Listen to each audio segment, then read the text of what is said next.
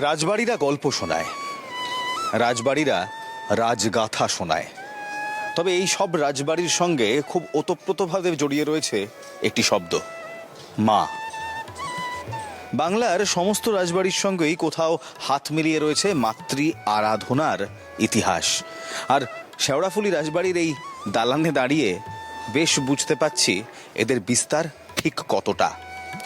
শ্রীরামপুর, বাঁশবেড়িয়া, সুদূর পাটুলি থেকে ডেনমার্ক এবং চন্দননগরের ফ্রেঞ্চ কলোনিতে যাদের আধিপত্য, সেই শেওড়াফুলির রাজবাড়ি এবার ৩০০ বছরে পদার্পণ করলো তাদের পুজো। ৩০০ বছর ধরে ঐতিহ্য, ৩০০ বছর ধরে ইতিহাস, ৩০০ বছর ধরে রাজবংশের পরম্পরাকে বয়ে নিয়ে চলেছে এই বাড়ি।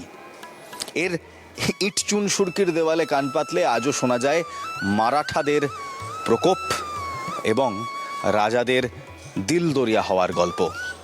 আজ আমি ইলমা সৈয়দ, NKTV বাংলার ঠাকুর দালানে নিয়ে এসেছি শেওড়াফুলি রাজবাড়ির গল্প।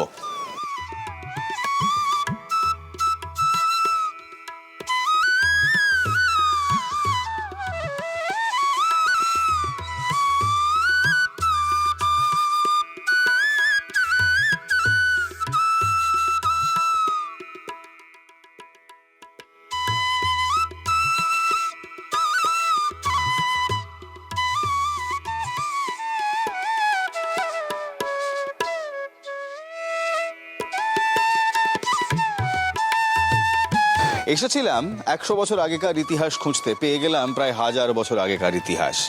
১০ম খ্রিস্টাব্দ, সেই ১০ম খ্রিস্টাব্দ থেকে এই বংশের যাত্রা শুরু। সৌরদীপ ঘোষ বর্মন রয়েছে এই বংশের উত্তরসূরি, এখন যার হাতে এই রাজবংশের দায়ভার। সৌরদীপ, তোমাদের ইতিহাসের দিকে যদি আমরা দেখি, কত প্রাচীন এই শেওড়াফুলি রাজবাড়ি।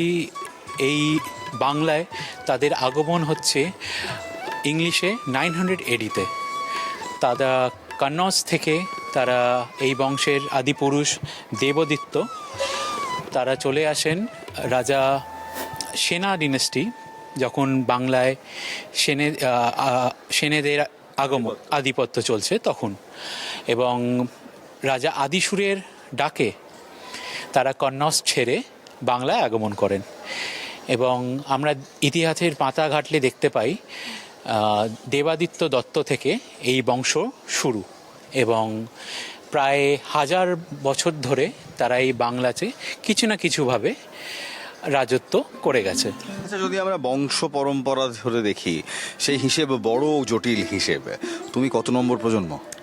হ্যাঁ, যদি ওই দিক দিয়ে ক্যালকুলেশন করা হয়, I will be around 36th or 35th most likely. 35তম প্রজন্ম। ইয়েস। আর এই বাড়ি কত পুরনো?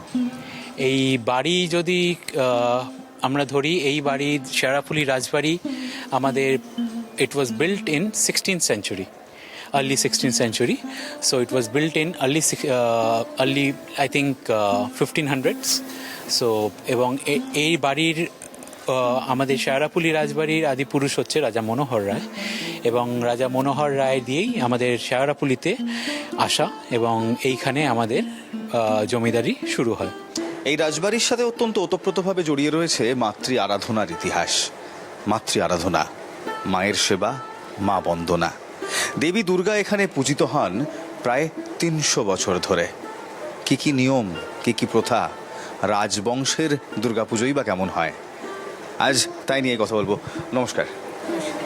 আপনাদের এখানে দুর্গাপুজোর নিয়ম কি, রীতি কি, কোনভাবে মা দুর্গা এখানে পূজিত হন?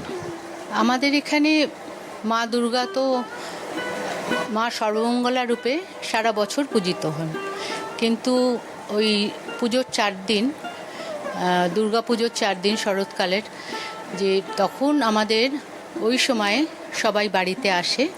আর কৃষ্ণপক্ষের নবমী তিথিতে আমাদের বোধনের ঘট বসে, সেই থেকেই ধরুন আমাদের পুজো শুরু, চণ্ডীপাঠ শুরু। আমাদের এখানে কোনো অন্নভোগ হয় না, আমাদের নৈবেদ্য হয়, চালের নৈবেদ্য হয়, লুচি, নুন ছাড়া, যাবতীয় ভোগ ভাজা নুন ছাড়া। আর ওই বললাম যে চালের নৈবেদ্য হয় না। আর ওই বোধনের দিন আমাদের যেহেতু ঘট বসে, এই বাড়ির নিয়ম অনুযায়ী ওই দিন আমাদের চাল কুমড়ো বলি হয়। আমাদের এতে স্বপ্নাদেশ পেয়ে আগে তো মোষ বলি হতো, তারপরে ছাগল বলিও হতো। আমাদের পুজোয় ওটা বন্ধ হয়ে যায়। এই জমিদারির কথা বলতে গেলে সৌরদীপের সাথে কিছুক্ষণ আগে আমরা যখন গল্প করছিলাম জানতে পারি যে যতদূর চোখ যায় শেওড়াফুলিতে সব জমি ছিল এককালে এই বাড়ির। তারপর ও বেশ মজার ছলে বলেছিল যে আমার রাজবংশের পূর্বপুরুষদের একটি অভ্যেস ছিল, তারা সকাল থেকে সন্ধ্যাবেলা অবধি শুধু জমি দানই করে যেতেন, তাই তো? আমরা এই কথা, যদিও এটা সাধারণ লোকেরা হয়তো জানবে না, তবে শ্রীরামপুর থেকে শুরু করে হুগলি জেলার এমন কোনো জায়গা নেই যে এই রাজাদের যেখানে মানে তাদের অবদান নেই। কারণ শ্রীরামপুরে রাম সীতা মন্দির থেকে শ্রীরামপুরের নামের উৎপত্তি। তাদের ভূমিদানও এই বাড়ি থেকে করা হয় এবং সেই মন্দিরের সেবাও আমরাই চালাই। আর শ্রীরামপুরে জগন্নাথ মন্দির মাহেশের, সেই জগন্নাথ মন্দিরের ভূমিদান করা হয় এ বাড়ি থেকেই। এবং শুধু তাই নয়, ড্যানিশদের সাথে যখন ডেনমার্কের গভর্নমেন্ট অফ ডেনমার্কের সাথে যখন শ্রীরাম চুক্তি হয়, তখন এই বাড়ি থেকেই তারা 1601 শিক্ষা দিয়ে ওই অ্যানুয়াল ট্যাক্স হিসেবে এই বাড়িতে দিত।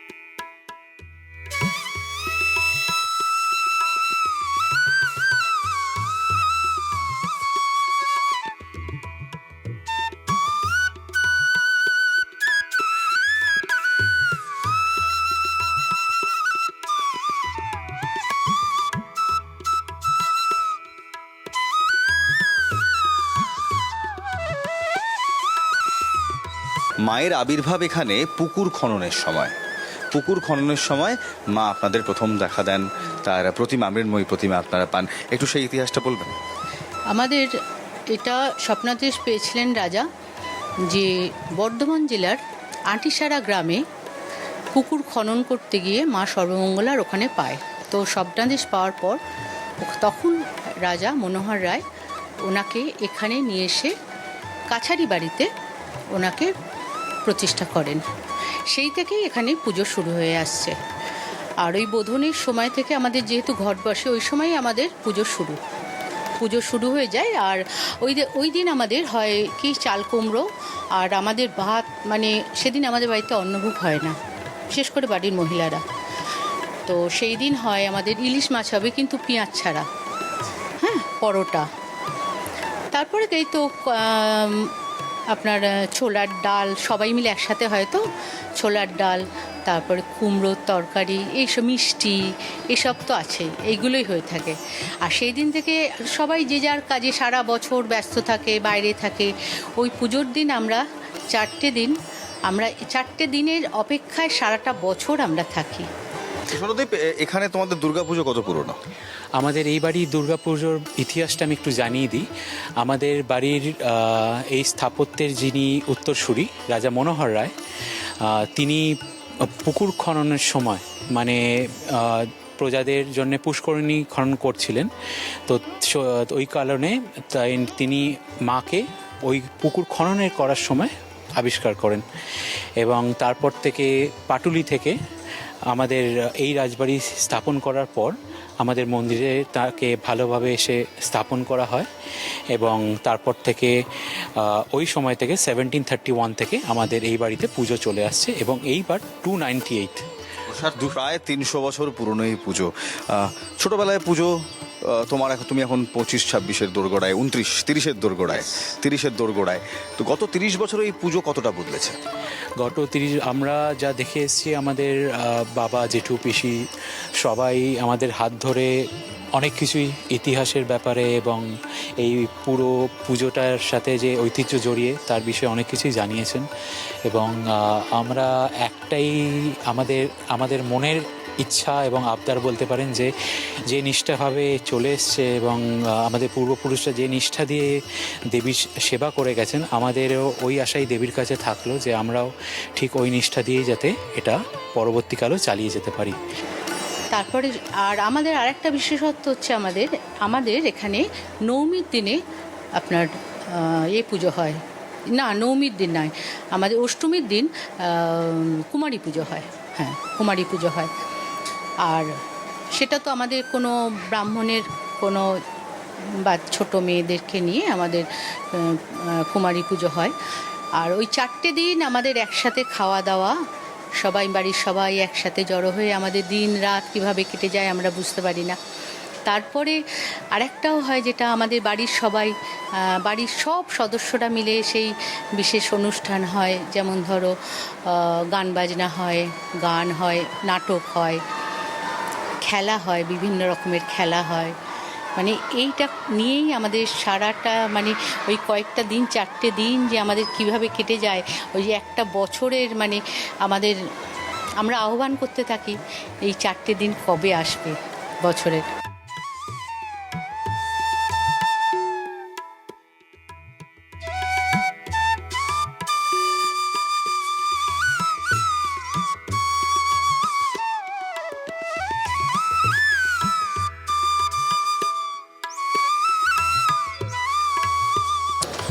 দিল্লির মসনদে তখন মোগল সম্রাট আকবর, সেই আকবরের দরবারে পর্যন্ত ছাপ রয়েছে এই বংশের, এই রাজবাড়ির প্রতিনিধির। শুধু আকবরই নয়, আকবর, শাহজাহান, এই সব বাদশার স্বাক্ষরিত সনদ এই পরিবারের কাছে এখনো গচ্ছিত রয়েছে, তাই তো? নিশ্চয়ই, যদি আমরা ইতিহাসের পাতা ঘাঁটিয়ে আমরা দেখতে পারবো এই রাজারা এতই বিনয়ী এবং এনারা এতই দানের দিকে তাদের মন ছিল, তো যে কারণে বিভিন্ন কারণে যখন বাংলা মোগলদের রাজত্বে যখন তারা ছিলেন, তারা এই রাজাদের বিশিষ্টভাবে মানে অনেক ভূমি দান করে গেছেন যাতে জমিদারি আরও বাড়ে।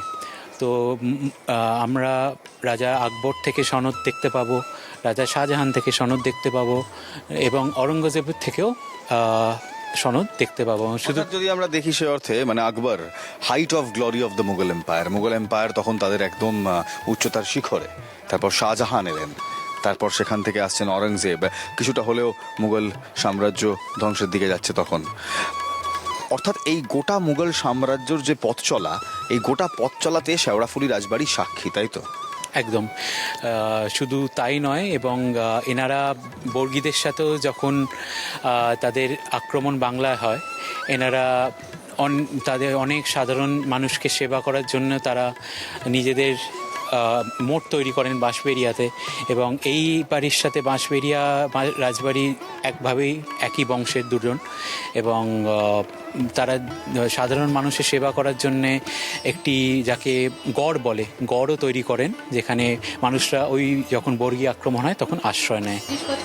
প্রায় 30 বছর। প্রায় 30 বছর। 30 বছর এই পুজো কতটা বদলেছে? আগে কেমন ছিল? আপনার আগের প্রজন্ম তাদের কাছে কেমন শুনেছিলেন এই পুজোর গল্প? এই পুজোটাকে আমরা, এই পরম্পরাটাকে আমরা ধরে রেখেছি। এই বাড়ির সব থেকে হচ্ছে আমাদের এই বাড়িতে কিন্তু আপনারা যদি ঝাড়বাতি বা বেলোয়ারি কাঁচ খোঁজেন সেসব পাবেন না। আমাদের এখানে হচ্ছে এখানকার রাজারা ছিলেন ধার্মিক আর নিত্য জমিদান করে গেছেন, সেই জন্য ওই আমাদের বাহ্যিক আড়ম্বরটা নেই, কিন্তু আমাদের ওই অন্তরের একটা আহ্বান আছে, একটা আতিথেয়তা আছে, এইটা আমাদের আছে, এইটা আমরা বজায় রেখেছি।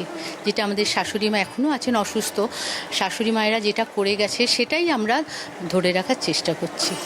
কিছু হয়তো আধুনিকতার ছোঁয়া এসছে, সাজ পোশাক এসছে, সব কিছুতেই এসছে, তবু আমরা যতটা সেটাকে ধরে রাখা যায় এখনও সেটাকে চালিয়ে যাচ্ছি। বর্গী আক্রমণের কথায় মনে পড়ল, মারাঠা দস্যুরা তখন বাংলায় একের পর এক রাজপরিবার আর রাজবাড়িতে একাধিকবার হানা দিচ্ছেন।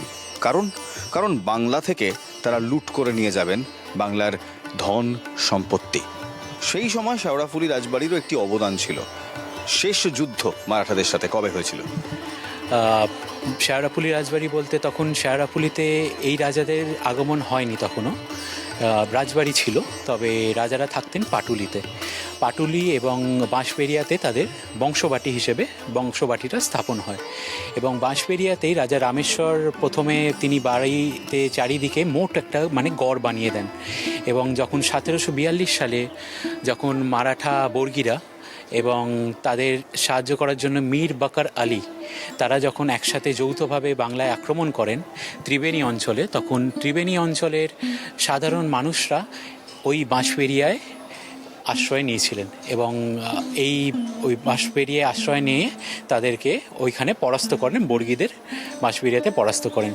পরবর্তীকালে 1752 সালে আমরা দেখতে পাই বর্গীদের সাথে বাংলার নবাবের চুক্তি হয় এবং তাদের ট্রিটির ফলে এখনও আমরা যদি ইটাচুনা রাজবাড়ি দেখি, ইটাচুনা রাজবাড়ি ওই বর্গীদেরই একটা আশ্রয় ছিল। এবং বর্গীরা মানে ওখানে হিস্ট্রি অফ ইটাচুনা রাজবাড়ি আমরা যদি দেখি তাহলে ইট ওয়াজ রাজবাড়ি অফ দ্য মারাঠাস।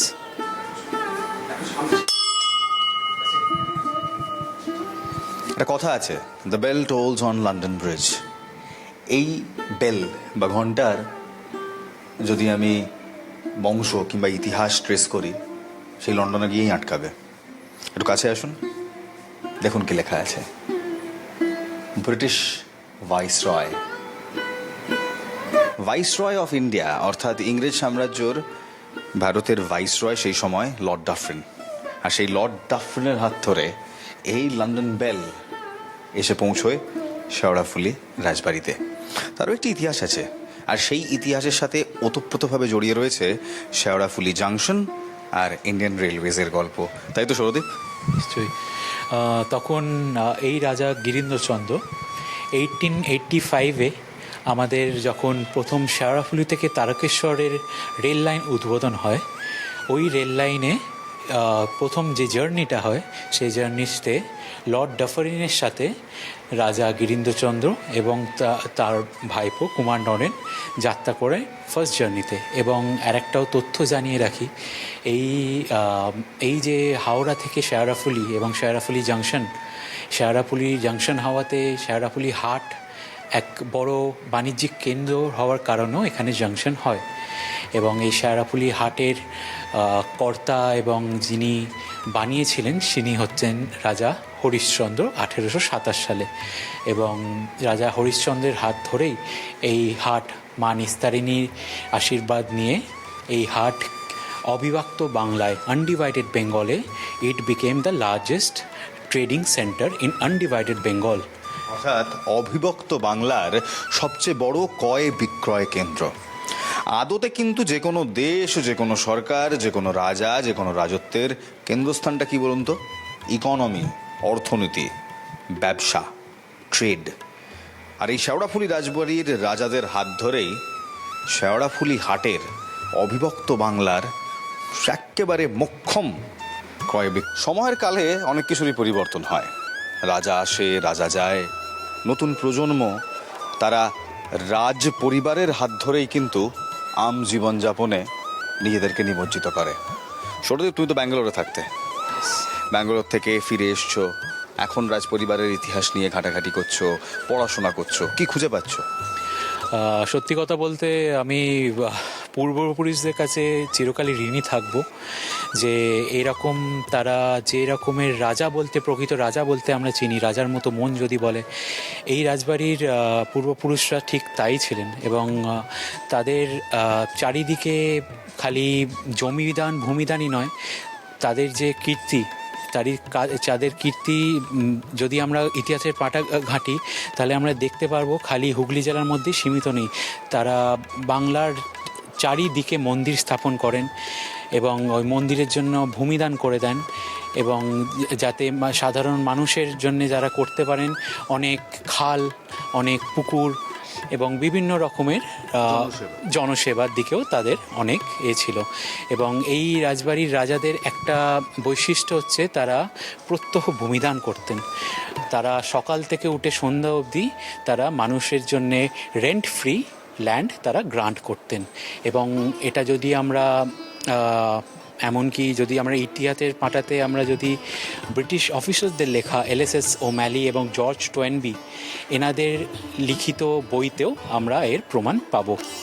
এবং পুজোর ব্যাপারে যদি আমি বলি, এই পুজো এত ঐতিহ্যপূর্ণ পুজো চালিয়ে রাখা এবং ওই ঐতিহ্যটাকে ধরে রাখাই হচ্ছে এই প্রজন্মের বলতে পারি আমাদের দিক থেকে এটাই আমাদের প্রাইমারি ওয়ার্ক। এবং যে নিষ্ঠাভাবে আমার দাদুরা আমার বাবারা ছোটোবেলা থেকে তারা আমাদের শিখিয়েছেন এবং যেভাবে চালিয়ে আসছেন, ওর যোগ্য সম্মান যাতে আমরা দিতে পারি এটার দিকেই আমার লক্ষ্য আছে।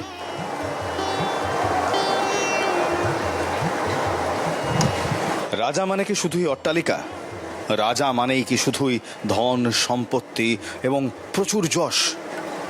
রাজা মানে কি শুধুই রাজত্ব? শেওড়াফুলি রাজবাড়িতে বসে যখন এই 500 বছর পুরনো তরবারি হাতে ধরি, তখন বুঝতে পারি রাজার প্রকৃত অর্থ কী। একটি বংশ যারা গত 500 বছর ধরে শুধু সেবাই করে গেলেন, কখনো মানুষের, কখনো সমাজের, কখনো জাতির, যাদের প্রতিটি কাজে রয়েছে জনসাধারণের সেবা করার ইতিহাস এবং সামর্থ্য। একটি রাজবাড়ি যেটা বিশ্বাস করে যে শুধু ধন সম্পত্তি, জৌলুস আর সাঁঝবাতির আলোতেই রাজত্ব হয়ে ওঠে না। রাজত্ব হয়ে ওঠে জনগণে, রাজত্ব হয়ে ওঠে জনসেবায়। তাই তো এখানে প্রায় 300 বছর ধরে চলে আসছে এই মাতৃ আরাধনা, যে মাতৃ আরাধনা শুধু শেওড়াফুলি নয়, সমগ্র বাংলায় আজও বেঁচে আছে শেওড়াফুলি রাজবাড়ির পুজোর নামে।